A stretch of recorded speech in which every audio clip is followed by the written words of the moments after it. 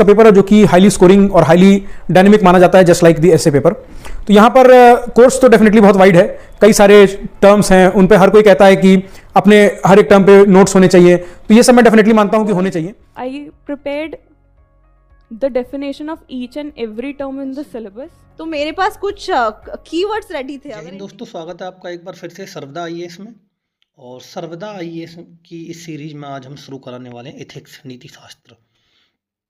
ठीक है, नीति शास्त्र में एक चीज़ आपको याद रखनी है, आप किसी भी टॉपर्स को सुनेंगे, किसी भी टीचर को सुनेंगे या पिछले साल के पीवाईक्यू देखेंगे तो उसमें आपको एक मुख्य चीज़, दो मुख्य चीज़ देखने को मिलेंगी।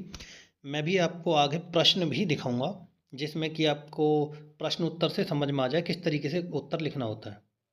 इसमें एक चीज़ सबसे बड़ी ये देखने को मिलती है कि की नोट्स, आपके की नोट्स और एग्जाम्पल तैयार होने चाहिए। जितने भी टॉपर्स ने बताया है अभी तक यही बात बताई है कि आपके की नोट्स और एग्जाम्पल तैयार होने चाहिए। और की नोट्स और एग्जाम्पल कैसे, जैसे मान के चलिए शब्द है अनुशासन, तो उसने प्रश्न में डायरेक्टली ये नहीं पूछेगा आपसे कि अनुशासन क्या होता है, लेकिन प्रश्न की मांग के अनुसार आपको अनुशासन को जस्टिफाई करना पड़ेगा। दूसरी बात, उससे रिलेटेड आपके पास कुछ उदाहरण होने चाहिए। उदाहरण कैसे होने चाहिए? उदाहरण में एक बात याद रखिएगा, वो जमाना गया जब सिर्फ महाभारत रामायण के एग्जाम्पल चला करते थे, लेकिन आज का जमाना ये है कि आपके पास हर फील्ड के करंट के एग्जाम्पल होने चाहिए।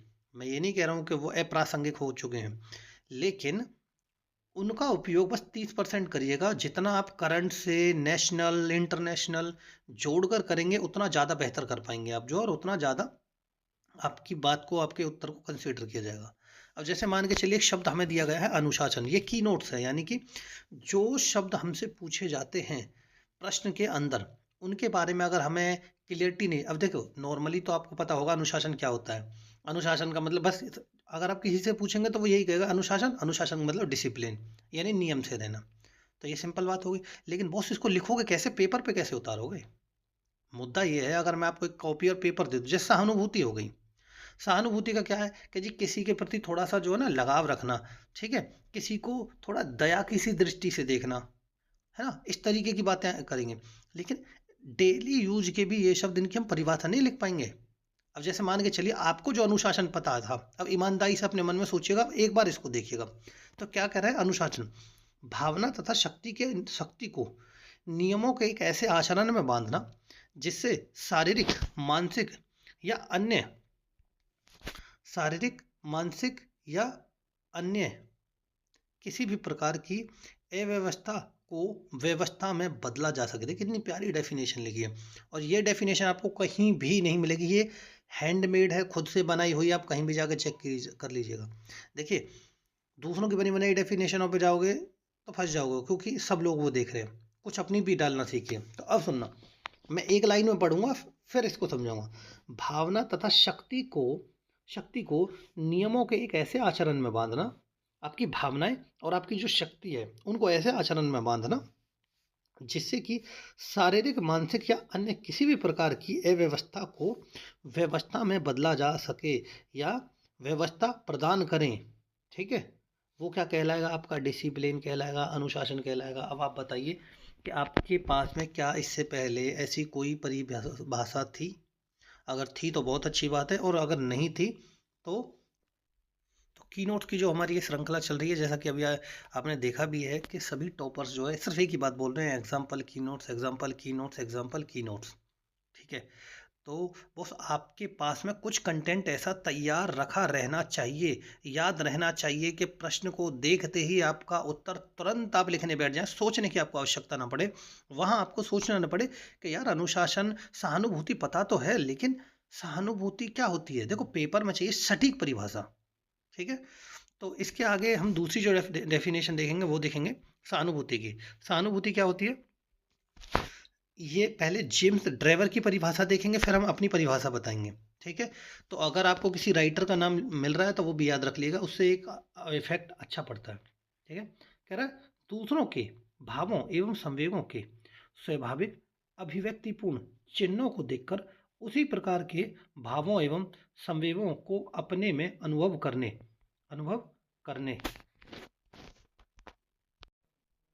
तो ये जो संवेग है ना, इनको आपको भी वैसा ही महसूस करना है जैसा महसूस सामने वाला कर रहा है।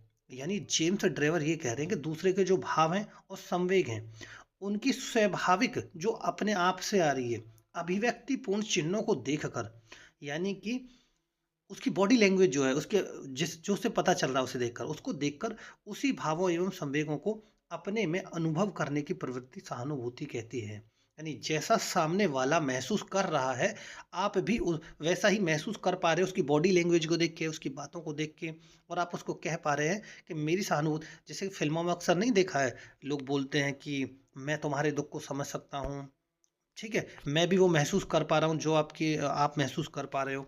तो वो क्या है, वो सहानुभूति है। और डेफिनेशन आप यही रखिएगा, चाहे तो दूसरे भी यूज़ करते हैं लेकिन ये भी रखिएगा, ठीक है। इसके बाद अगला शब्द है समानुभूति। देखिए मैं आपको इथिक्स में सारी यूनिटों में जितने भी शब्द हैं सबके एग्जाम्पल, सभी के की नोट्स आपको दे दूंगा इसी तरीके से, और आशा करूंगा कि आपकी बहुत मदद होगी इनसे। समानुभूति की बात करेंगे, ठीक है। तो समानुभूति क्या है? समानुभूति व्यक्ति की वह गहरी भावनात्मक समझ जिसमें वह स्वयं को दूसरों की स्थिति में से जोड़कर उनकी मन स्थिति को समझते हुए समस्या के स्वरूप और गहनता को महसूस करता है। यानी समानुभूति एक ऐसी स्थिति, देखो सहानुभूति में आप उसके दुख को समझ पा रहे हैं, समझिएगा मेरी बात। सहानुभूति में उसकी बॉडी लैंग्वेज को देख के, उसकी बातों को सुन के, उसके व्यवहार को देख के आप उसकी समस्या को समझ पा रहे हैं, ये एक स्थिति हो गई।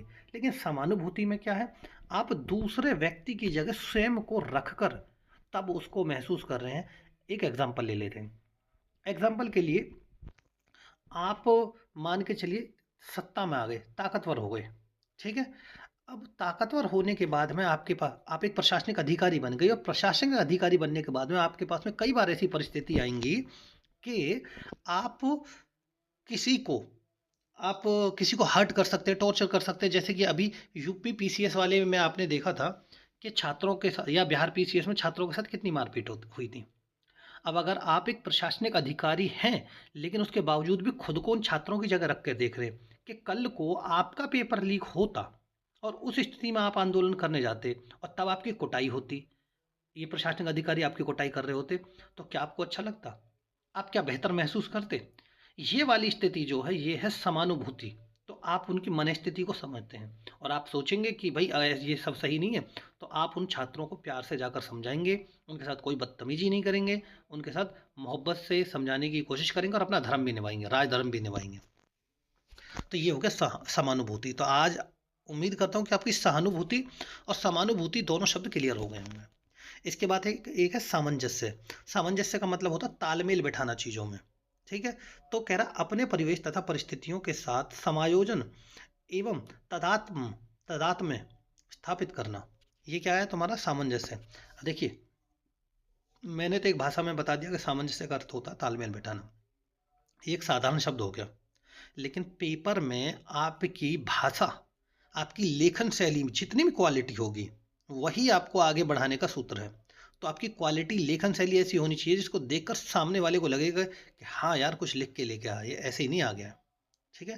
तो सामंजस्य का अर्थ होता है कि अपने परिवेश तथा परिस्थितियों के साथ समायोजन एवं तदात्म स्थापित करना। तो मैंने अभी तो बोला तालमेल, तो वही क्या करा, परिस्थितियों के साथ में समायोजन एवं तदात्म स्थापित करना। तो ये क्या हो गया तुम्हारा, ये है सामंजस्य, ठीक है।